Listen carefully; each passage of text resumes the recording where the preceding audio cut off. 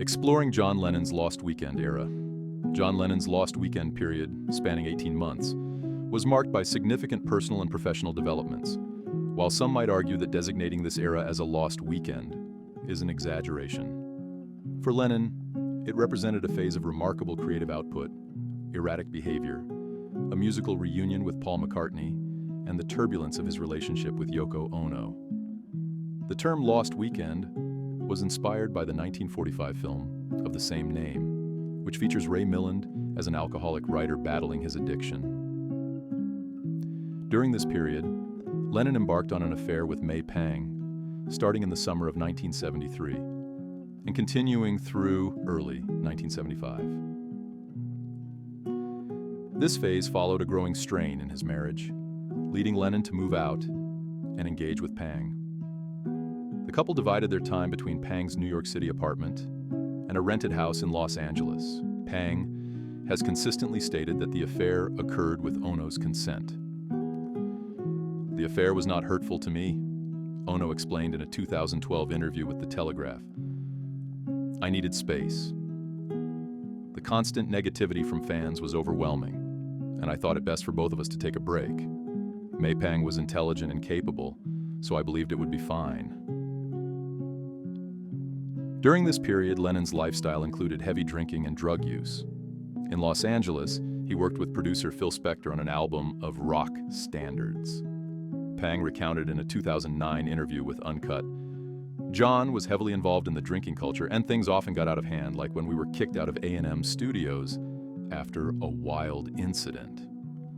One notable event was the ejection of Lennon and his friend Harry Nilsson from the Troubadour Rock Club in March 1974 for heckling the Smothers Brothers. Lennon later recalled, "It was my first night trying Brandy Alexander's. I was with Harry, who encouraged my drunken antics." Despite the substance abuse, the Lost Weekend was productive musically. Lennon released 3 albums, Mind Games, Walls and Bridges, and Rock and Roll, and produced records for Nilsson and former Beatle Ringo Starr. The single Whatever Gets You Through the Night from Walls and Bridges became Lennon's first solo #1 hit in the US, featuring Elton John. John Lennon and May Pang's Cats, Major and Minor in 1974, Polaroids taken by May. A notable moment during this period was an impromptu jam session with Paul McCartney on March 28, 1974, at Burbank Studios, which sparked speculation about a Beatles reunion.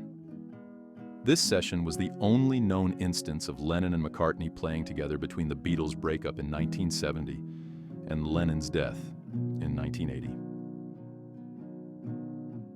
The session, recorded on the bootleg A Toot and a Snore in '74, did not yield significant musical outcomes.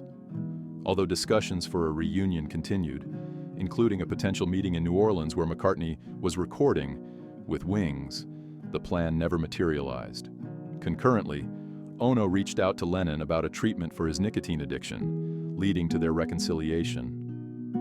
Lennon, who had been in frequent contact with Ono, rejoined her, and their son Sean was born in October 1975.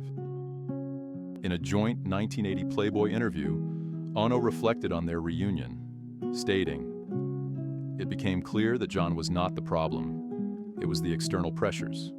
We reconnected because it was the only way to save our marriage." Lennon echoed this sentiment, emphasizing his renewed focus on family and prioritizing them above all else.